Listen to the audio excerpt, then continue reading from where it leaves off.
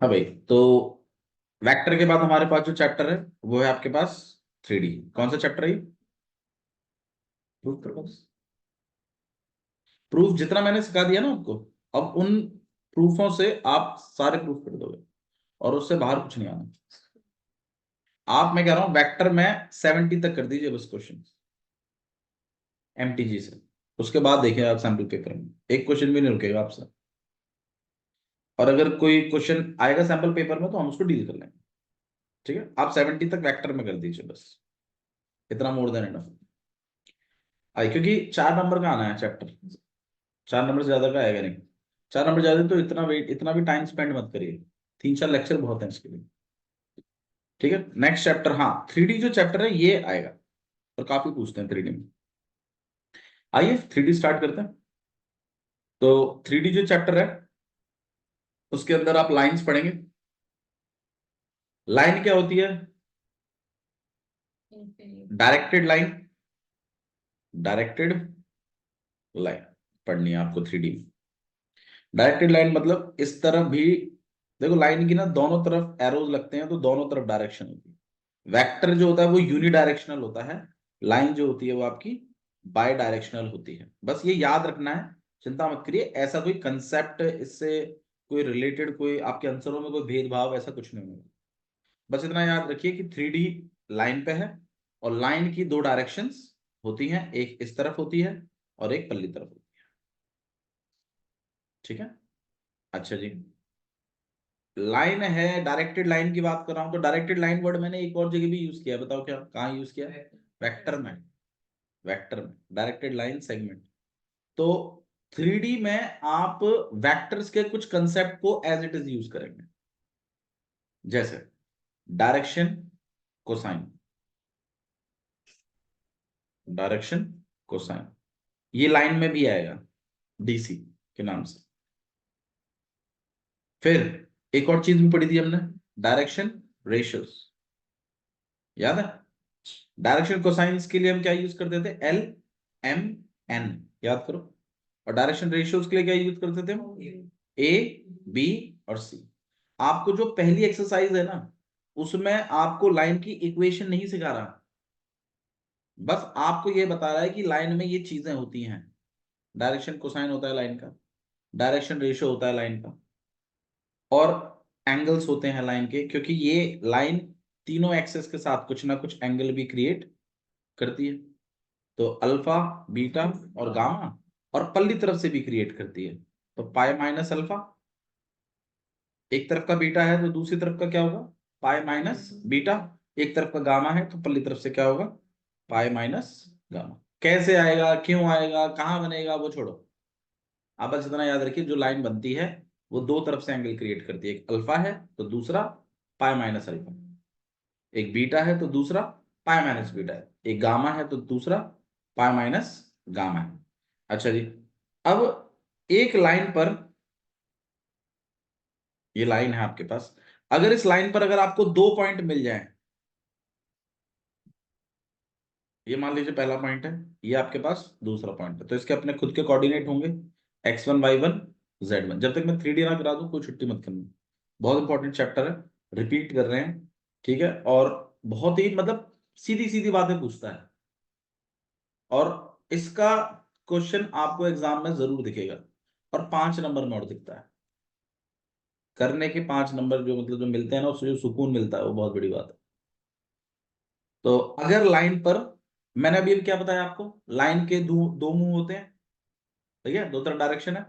Line का अपना direction ratio भी होगा, अपना डायरेक्शन कोसाइन भी होगा। डायरेक्शन कोसाइन के लिए उन्हीं अल्फाबेटों का यूज हो रहा है, l, m, n. Direction ratio के लिए उन्हीं अल्फाबेटों का यूज हो रहा है जो वेक्टर में हुआ था, ए, बी, सी। सही है। अब जो मैं आपको बता रहा हूं वो ये बता रहा हूं कि लाइन के ऊपर अगर तुम्हें 2 पॉइंट पता है, if 2 points are given on a line, तो इसके अपने कोऑर्डिनेट भी होंगे, x2, y2 और z2। सही है। तो हम इस लाइन का डायरेक्शन रेशियो निकाल सकते हैं। डायरेक्शन रेशियो निकालने के लिए क्या चाहिए था, याद करो। वेक्टर की बात कर रहा हूं मैं, ए आई प्लस बीजे प्लस, ये ए बी सी कैसे बनते थे वो और बता दो मुझे, याद करो, थोड़ा सा और याद करो। बिल्कुल, x2 minus x1 i plus y2 minus y1 j और प्लस z2 माइनस z1 के, याद है? तो लाइन में भी अगर तुम्हें 2 पॉइंट पता है तो अगर तुम इनके एक्सों का माइनस करो तो तुम्हें डायरेक्टली क्या मिल जाएगा? ए। भैया इसमें आई जे के नहीं लगाएंगे, नहीं, इसमें सीधी बात होती है। डायरेक्शन रेशियो डायरेक्ट अल्फाबेट से डिनोट होता है, ए से। और वो ए निकालने का तरीका क्या है कि लाइन पर 2 पॉइंट पता हो तो उनके एक्सों का माइनस क्या देगा आपको? ए। और वाइयों का माइनस क्या देगा? बी। और जेडों का माइनस क्या देगा? सी। बोल दीजिए नहीं आ रहा है तो अगर मैं किसी लाइन पर आपको 2 पॉइंट दूं और मैं आपसे बोलूं इस लाइन की क्या निकालो, डायरेक्शन रेशियो, तो निकाल दोगे ना? एक्सओ का माइनस कर दीजिएगा, वाईओ का माइनस कर दीजिएगा, जेडो का माइनस कर दीजिएगा। ठीक है। अच्छा जी, अब डायरेक्शन कोसाइन भी निकाल सकते हैं, उसके लिए इन्होंने एक अलग से फॉर्मूला बना रखा है। वेक्टर में कैसे निकालते थे डायरेक्शन कोसाइन? यूनिट वेक्टर निकालते थे। क्या निकालते थे? यूनिट। लाइनों में यूनिट वेक्टर नहीं निकालते। लाइनों में क्या करते हैं, डायरेक्ट फॉर्मूला होता है L equal to A upon में under root of A square plus, हालांकि है ये वही चीज, मैंने बताया भी था आपको ये चीज। हाँ, बस खाली डायरेक्ट फॉर्मूला बना रखा है। तो लाइन में तो पिन पॉइंट फॉर्मूले मारता है वो, वेक्टर में तो फिर भी थोड़ा सोच विचार है कि यार यूनिट वेक्टर के थ्रू निकालना पड़ेगा। लाइन में तो सीधी बात फॉर्मूले पे होती है। ऐसे ही एम के लिए क्या, अच्छा, दो दो डायरेक्शंस हैं तो प्लस और माइनस वो यूज करवाते हैं। ठीक है, प्लस माइनस बी अपॉन में under root of A square plus b square plus c square. और ऐसे ही एन इक्वल टू में प्लस माइनस सी अपॉन में under root of A square plus b square plus c square. बोल दीजिए नहीं आ रहा था। ये क्या चीज निकाली है मैंने?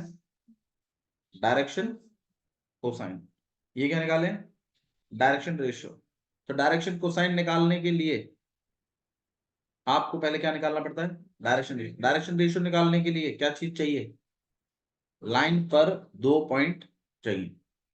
यहां तक किसी को डाउट है तो बताइए। पक्का?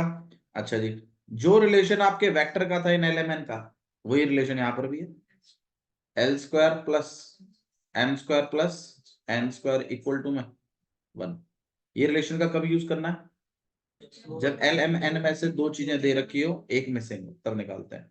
अच्छा, इसी के एंगलों से भी रिलेटेड है ये मामला कि एल इक्वल टू में cos alpha, m equal to में कॉस बीटा और एन इक्वल टू में कॉस गामा। ठीक है, बस इतना ही है आपका पहली एक्सरसाइज में। एक और है कि भाई 2 लाइनें आपस में परपेंडिकुलर हैं या नहीं हैं, वो कैसे निकालते हैं? भाई ये एक लाइन है तो इसके अपने खुद के डायरेक्शन रेशियो होंगे कि नहीं होंगे? होंगे ना, A1 B1 C1 होगा ना। और ये एक लाइन है, इसके भी अपने क्या होंगे? इसके होंगे मान लीजिए A2 B2 और C2। इसके क्या होंगे? A1 B1 और C1। कैसे निकलते हैं A1 B1 C1? एक्सों के माइनस को वाईओ के माइनस, और मतलब लाइन पे 2 पॉइंट चाहिए पहले।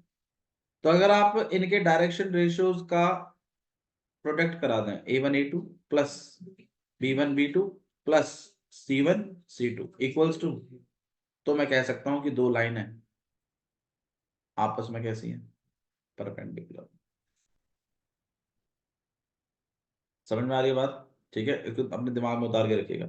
मतलब ये मोर फॉर्मूला है, फॉर्मूले बेस्ड ज्यादा है कंसेप्ट बेस्ड। ठीक है। अच्छा जी, ये वाली चीज इनके एल्सिस पे भी काम करती है, डायरेक्शन डायरेक्शन कोसाइंस के भी। मतलब 2 लाइनों के अगर डायरेक्शन कोसाइन दे रखे हैं आपको और पूछा है कि बताना भैया ये दोनों आपस में परपेंडिकुलर है कि नहीं है, तो आप इससे भी चेक कर सकते हैं। L1 L2 plus M1 M2 plus N1 N2 equals to, इससे भी बन जाएगा मामला, इससे भी बन जाएगा, दोनों से सही है। अच्छा जी, नेक्स्ट, 2 लाइनें आपस में पैरेलल हैं या नहीं है, ये भी आप पता लगा सकते हैं। बिल्कुल, लेकिन उसके लिए दोनों लाइनों की क्या चाहिए मेरे को? Direction ratios. भैया डायरेक्शन कोसाइन से नहीं पता चलेगा, डायरेक्शन कोसाइन से ही पता चलता। तो बताइए direction A1/A2 equals to C1/C2, सही है। और इसी तरीके से L1/L2 plus M1/M2 plus N1/N2। बता दीजिए नहीं आ रहा था यहाँ पे। ठीक है, पहले एक्सरसाइज कर, इतने पे बेस्ड है आपके पहले एक्सरसाइज, उसके बाद फिर हम इक्वेशंस। बताइए क्या मतलब है इसका, कि अगर एक लाइन एंगल्स बना रही है 90, 135 और 45, 100% आएगा क्वेश्चन। एक नंबर में सेक्शन है, हर बार आता। 90, 135, 45 डिग्री, ये क्या है, ये एंगल्स हैं, किन के साथ बना रहे हैं ये, एक्स वाई और जेड के साथ। तो आपको मुझे क्या बताना है, कैसे निकालते हैं डायरेक्शन कोसाइन। एक तो निकालते हैं डायरेक्शन रेशियो से, A/√A² + B² + C²। एक और तरीका भी है डायरेक्शन कोसाइन निकालने का, एंगल्स के through, cos alpha, cos beta, cos. तो ये जो क्वेश्चन है आपके पास, ये एंगल का है डायरेक्ट। कॉस 90 की वैल्यू निकालेंगे आप, और m की जगह क्या निकालेंगे, कॉस 135, और n के साथ आएगा कॉस 45। अब कॉस 90 कितना होता है वो और बता दो। कॉस 90 0। कॉस 135 बता दीजिए, कैसे निकालेंगे इसको, 90 प्लस 45। 90 के इम्पैक्ट से कॉस किस में कन्वर्ट हो जाएगा, साइन में, और 45 का 45। 90 प्लस 45, कौन सा क्वाड्रेंट है, सेकंड। सेकंड में कॉस कैसा बिहेव करता है, नेगेटिव, तो बाहर क्या आएगा, माइनस। यहाँ माइनस साइन 45 कितना हो गया, 1/√। ये बात पता है कन्वर्शन की, नहीं पता है, मान ले पता है ना। ठीक है, ये वैल्यू लिखने में कोई दिक्कत तो नहीं है। ठीक है, कॉस 45 कितना होता है भाई, मेरे ख्याल से L, M और N तीनों निकल गए। कोई दिक्कत है इसमें। ठीक है जी, नेक्स्ट क्वेश्चन पे जा रहे हैं भैया। क्वेश्चन नंबर सेकंड देखिए। क्वेश्चन नंबर सेकंड में लिखा है, find the direction cosine of a line which makes equal angle with the coordinate axis. Find करना है direction cosine of a line make equal angles with coordinate axis. क्या मतलब है इसका, मीनिंग बताओ पहले तो। किन के साथ, तीनों के साथ। तो मैं ये कह रहा हूं, मतलब मेरी जो लाइन जा रही है उसमें अल्फा, बीटा और गामा तीनों सेम है। तो इसका मतलब alpha equal to beta equal to gamma. मुझे डायरेक्शन कोसाइन निकालना है। मेरे पास एक रिलेशन है, याद करो, cos square alpha plus cos square beta plus cos square gamma किसके इक्वल होता था, 1 के। याद करो, L² + M² + N²। अब तीनों के तीनों, मतलब डायरेक्शन कोसाइन निकालने के लिए मुझे अल्फा बीटा गामा के एंगल चाहिए कि नहीं चाहिए, बिना इनको निकाले तो नहीं निकाल पाएंगे हम। तो उसी का बंदोबस्त कर रहे हैं हम यहाँ पे, cos square alpha plus cos square alpha plus cos square alpha equal to, भाई तीनों एंगल इक्वल है, तीनों को मैंने अल्फा में कन्वर्ट कर दिया। कितना हो जाएगा आपके पास, 3 cos square alpha equal to 1। यहाँ पे 1/3, और यहाँ पे आ जाएगा cos square alpha, cos alpha equal to में 1/√3 प्लस और माइनस। तो आपके जो डायरेक्शन कोसाइंस निकलेंगे वो क्या निकलेंगे, L इक्वल टू में कितना हो जाएगा भाई, प्लस माइनस 1/में, M इक्वल टू में प्लस माइनस 1/, में, और N इक्वल टू में भी कितना हो जाएगा, प्लस माइनस 1/में। क्योंकि ये कॉस अल्फा की वैल्यू है, ये भी कॉस अल्फा की वैल्यू है, ये भी कॉस अल्फा, नहीं है। ठीक है, इक्वली इंक्लाइंड, ये क्वेश्चन वैसे उन्होंने पूछा है, एक दो बार उन्होंने पूछा है इस क्वेश्चन को। क्वेश्चन नंबर थर्ड देखिए, if a line has direction ratios -18, 12 और -4, फाइंड डायरेक्शन कोसाइन। कर सकते हो। ये जो दे रखे हैं, ये क्या दे रखे हैं, ए बी और सी हैं। क्या पूछा है, LMN प्लस माइनस फॉर्मूले आपके पास डायरेक्टली, L इक्वल टू में प्लस माइनस ए अपॉन में under root of c square. ऐसे ही आप एन का भी कर देंगे, ऐसा ही एम का भी कर देंगे, ऐसा ही आप एन का भी कर लोगे। सिंपल है मेरे ख्याल से। क्वेश्चन नंबर 4 देखिए। शो दैट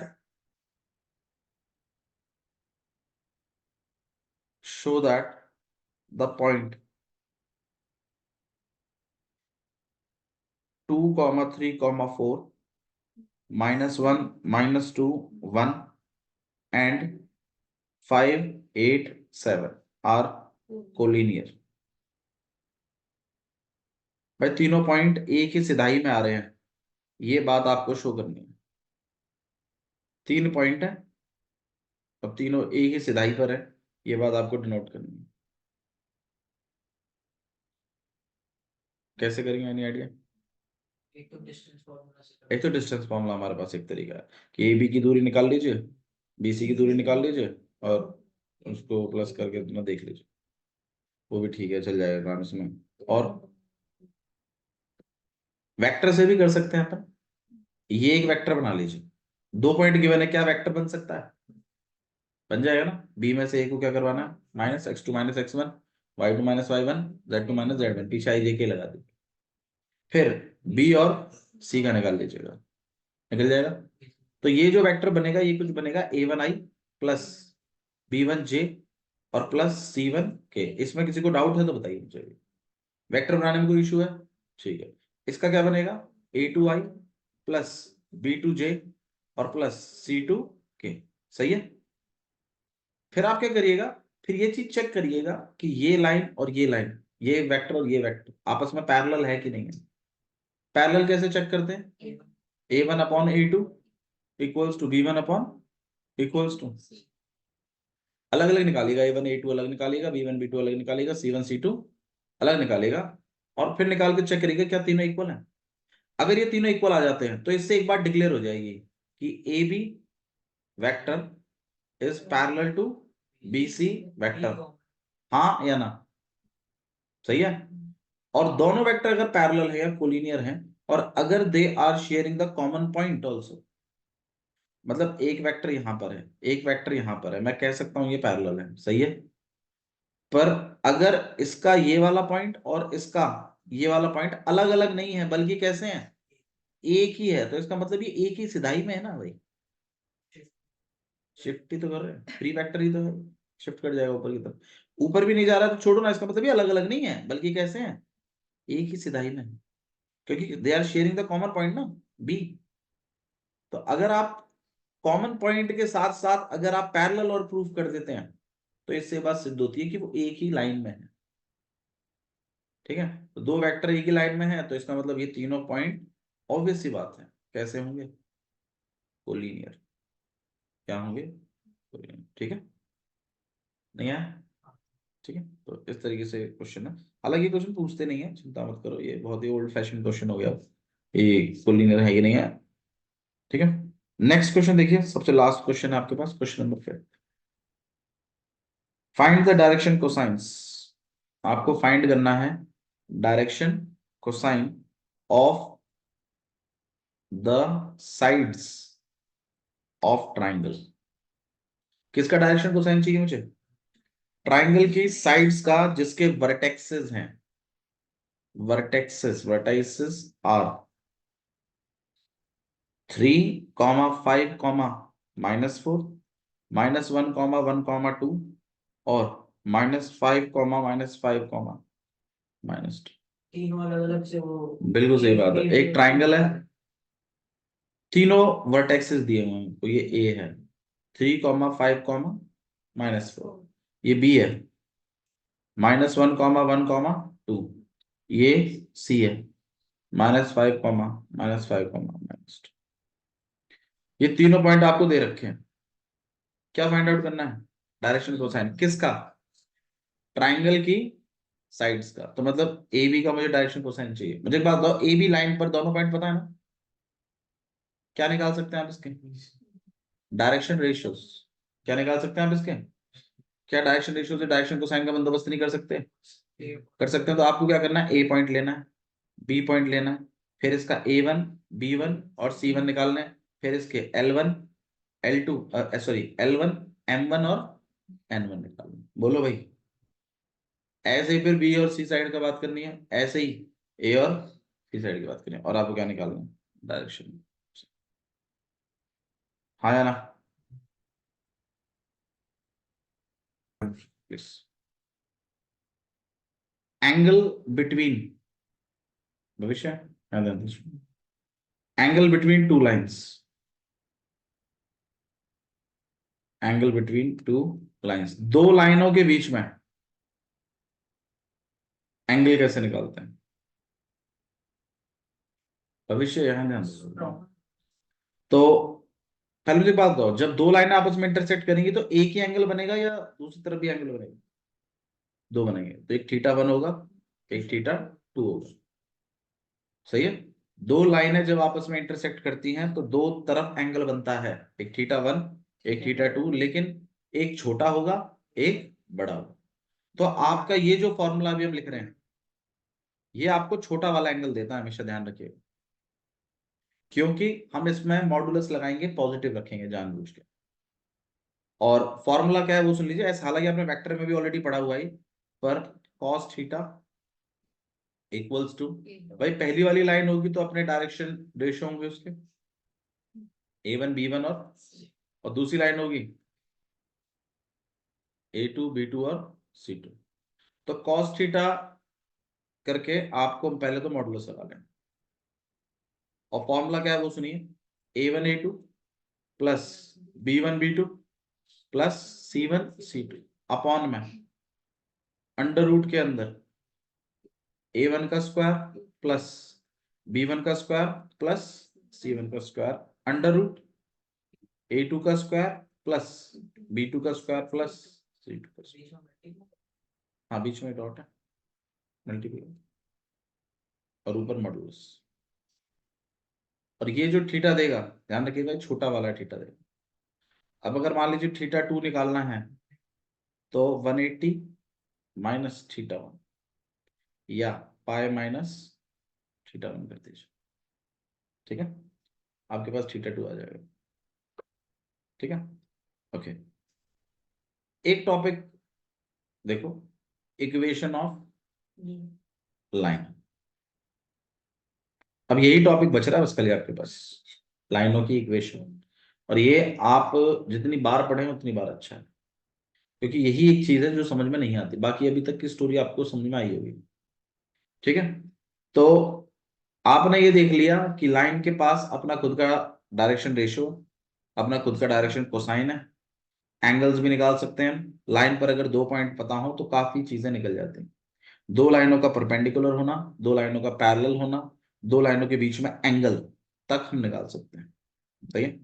नेक्स्ट जो न्यू टॉपिक है आपके पास, लाइन की इक्वेशन। लाइन की इक्वेशन सेटअप करने के लिए आपके पास दो केसेस हैं। पहला वाला केस कहता है, देखो सबसे पहले तो एक बात समझो कि लाइन की इक्वेशन के लिए क्या क्या चीजें जरूरी हैं, मतलब एक लाइन के पास क्या होता है वो जानो पहले तो। एक लाइन के पास पॉइंट होता है और उसकी डायरेक्शन होती है। अगर आप किसी तरीके से इन दो चीजों का बंदोबस्त करा दें, पॉइंट का और डायरेक्शन का, तो आप लाइन की इक्वेशन पा सकते हैं। समझ में आया? और इसका उल्टा भी है कि अगर मैंने कोई लाइन की इक्वेशन लिख रखी है ऐसे ही तुम्हारे आगे, तो तुम उस लाइन की इक्वेशन को देखकर ये बता सकते हो कि इस लाइन पर ये वाला पॉइंट तो लाई करता है और इस लाइन की डायरेक्शन ये है। मतलब बोथ वाइस एंड वर्सा है। अगर पॉइंट और डायरेक्शन पता हो तो आप लाइन की इक्वेशन बना सकते हैं, और अगर लाइन की इक्वेशन बनी पड़ी है तो तुम उस लाइन पे पॉइंट और उस लाइन की डायरेक्शन पॉइंट मतलब निकाल सकते हैं बड़ी आसानी से देख के। ठीक है भैया, बट दिखती कैसी है लाइन की इक्वेशन वो तो बता दो। लाइन की इक्वेशन का फॉर्मेट है दिखने का, वो सुनिए कुछ ऐसा, r vector equal to a vector plus lambda b vector, ये है लाइन की इक्वेशन। और ये भी दो फॉर्म्स में होती हैं, एक है वेक्टर फॉर्म और एक होती है कार्टेशियन फॉर्म। मैं इसलिए थोड़ा सा समझा रहा हूं आपको, क्योंकि कल जब मैं इस चीज को पढ़ाऊं तो आप बिल्कुल ब्लैंक ना हो, थोड़ा सा पढ़ के आइएगा इसको कि भैया ने यहां तक पढ़ाया था कुछ तो भी। हालांकि मैं समझाऊंगा इस चीज को अच्छे से, आपको समझ में आएगा इस बार, डोंट वरी, क्योंकि आप सेकंड टाइम पढ़ रहे हैं। एक बार पढ़ा चुका हूं ना मैं इसको। ठीक है, कार्टेशियन फॉर्म देख लीजिए क्या है। एक्स माइनस x1 अपॉन में a equal to y minus y1 upon में b equal to z minus z1। ठीक है, यहां ये जो x1 y1 और z1 है, ये पॉइंट्स हैं, ये पॉइंट है, ये क्या है, ये पॉइंट्स है, जो मैं कह रहा था लाइन पर एक पॉइंट लाई करना चाहिए। और ये जो a b और c हैं, इनका जिम्मा है डायरेक्शन डिनोट करना। ठीक है, इसी तरीके से वेक्टर फॉर्म में और बात कर लेते हैं। ये जो a वेक्टर लिखा है ना, ये तो पॉइंट को डिनोट करेगा। किसको डिनोट करेगा, ये पॉइंट को, ये लाइन पर पॉइंट की बात करता है। और ये जो बी वेक्टर है ना, ये इसका जिम्मा है डायरेक्शन में। तो जब मैं, अब आप खुद सोचिए, अगर मैं ऐसा लिख दूं आपके आगे, 2i वेक्टर ही तो है, प्लस 3j और plus k plus lambda i minus j plus 3k। और अगर मैं आप ही से पूछूं ये वाली फॉर्म देके कि बताना भाई, पॉइंट बताना लाइन पे, बताओ क्या होगा, 2,3,1। और मैं आपसे पूछूं हाँ भाई डायरेक्शन बताना, डायरेक्शन क्या होगी, तो 1,-1, सिंपल। मैं तो पहले कह रहा हूँ इस बात को कि अगर लाइन की इक्वेशन पता हो तो आप उसको देखकर पॉइंट बता सकते हैं और डायरेक्शन बता सकते हैं। अब आपको तो बस उल्टा कार्यक्रम करना है। भाई पॉइंट दे डायरेक्शन हम तो बना ही लेंगे ऐसे, हाँ बना लेंगे, पॉइंट और डायरेक्शन दे तो बन जाता है वेक्टर, कोई ऐसी बड़ी बात थोड़ी है। लेकिन डायरेक्शन इतनी सिंपल तरीके से नहीं मिलती, डायरेक्शन देने के भी कुछ तरीके हैं, वो तरीके क्या है उन्हीं पे बात करनी है आपको। उसमें दो केसेस बनते हैं, या तो पैरेलल वेक्टर दे देगा, ठीक है, उन्हें चलो हम कल डिस्कस करें। ठीक है, यहां तक आप पढ़ के आइए।